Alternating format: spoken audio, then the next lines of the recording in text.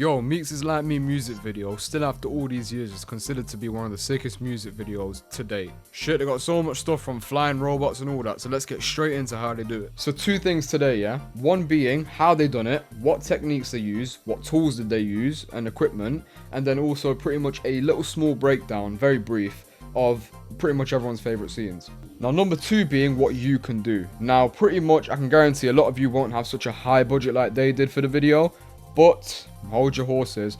I'm going to be going through at the end how you can kind of do something similar, a little bit similar, just on a very small budget. And it's something you can pull off pretty easily. So, no more talk. Let's get straight into the breakdown. Okay guys, so welcome to the Canva whiteboard. I've done a little map of basically what we are going through today.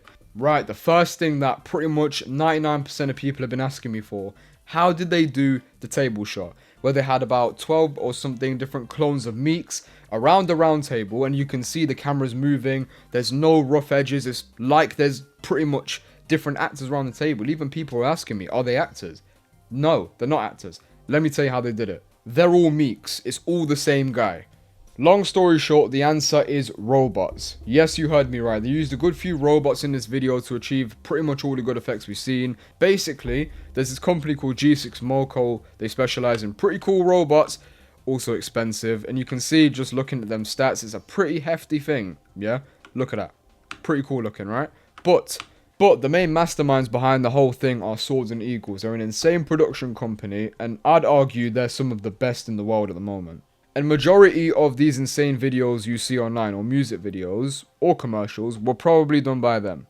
Now see, I'd be surprised if you didn't know who they were, but here's their Instagram if you want to take a look at it. But how is it robots? I'll tell you what, I did a little bit of robot experience in college, by no means a master, I'm a very beginner base, but what I can tell you is how they've done it. So to put it in the simplest way, let's do it like this. So let's pretend this is a keypad where they're controlling the robot. So essentially, they would have had a robot they program to go from point to point to point, okay?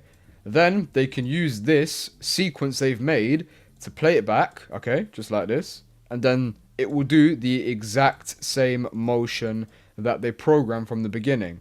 So with this whole thing, that they can get the exact same motion every single time with no shake, with no difference in camera angles, that's how you can make clones. Just to really quickly explain it, so the way they would have actually edited it in post, where you see you'd have 3 separate clips, as you can see, 1, 2, and 3. They would just mask, probably. I'm guessing either roto, brush, or mask, but 99% sure it's a mask. So they would mask just over here, and over here. Then they would get the keyframes of the path of the mask and move it along. So they'd mask it here and move it along, mask it over here and move it along, so on and so forth. So it's just pretty much layering footage on footage till you get an effect like this. Look at it in a sense of this. Tripods, right? They don't move at all, and that's how you can make clones with tripods. You get 2 different takes and then put them together, but because they're on a tripod, you can put them into 1 or 2 clones because the camera isn't moving. It's the same principle, but the robot allows it to move around, which is something you can't do without a robot, to be honest. But if I'm honest with you, a lot of people will make excuses saying, oh, it's too big of a budget, that's why I can't do what I want. That's bullshit, bro. If you are truly creative, you don't need to be worried about budget because you'll come up with something sick regardless of what you're working with. So be creative, use your heads, and don't be fixated on people with bigger budgets, because if you're truly creative, you'll be fine. Make something with what you have, okay? But the real question is, what can we do? Ignore the crappy animation, but that's a camera, that's a tripod and a line of sight. Here's a couple things you could do. You could have 1 clone just on a tripod, get the clone shot, then shoot again, but just in a different area. Take that one out, and then you could shoot the same person again in another area of the camera. Then from there, you could mash them all together and make 3 clones. But also, you should make sure you get a blank shot just to be safe in case there's any lighting changes. You could also get 1 clone in the middle and 1 running behind. That could also give a pretty cool effect if you rotor brushed out the bottom person that was in red, as you can see. We're on Premiere Pro for the first time on this channel. I don't normally do this, but I wanted to give you guys just the best possible idea. So essentially, you'd layer both clips over each other, just like this, as you can see. But then you'd need to separate them. So you can either use this opacity thing here, and then, I don't know, just drag it over the top. and then drag these two down here. You could just do this. Do you know what I mean? That could work. But what I like to do, just to be a bit more accurate at things, is use the actual tool here. So go into opacity, use the pen tool, and kind of give a quick mask around your character, just like this. So that works for me.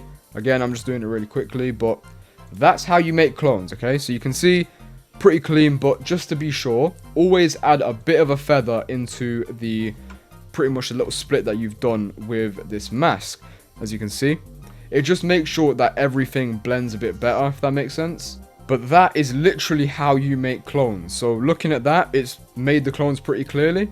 You see, the problem with clones is your camera has to not move, right? And without a robot getting the exact coordinates every single time on a program, and if you're not using a tripod, I'd say good luck, because getting the exact same angle is very difficult, and it's just something that not a lot of people can pull off. So I'd say, to be safe, and if you're not at a very advanced level or you don't have a big budget, I'd say use a tripod. And then maybe if you want the camera to move around, you could hop in After Effects and do a camera animation, which could give the illusion that the camera's moving, if that makes sense. So you could do that as well. So that was the breakdown. Now, what a sick video. It's still popping to this day. Props up to Swords and Eagles and G6 Moco. They made an absolute banger with this, honestly. If you guys want to see more breakdowns and walkthroughs, be sure to shout me in the comments with a video you want to see looked at, and I'll be sure to take a look. Have a good day, night, and I'll catch you on the next video. Love.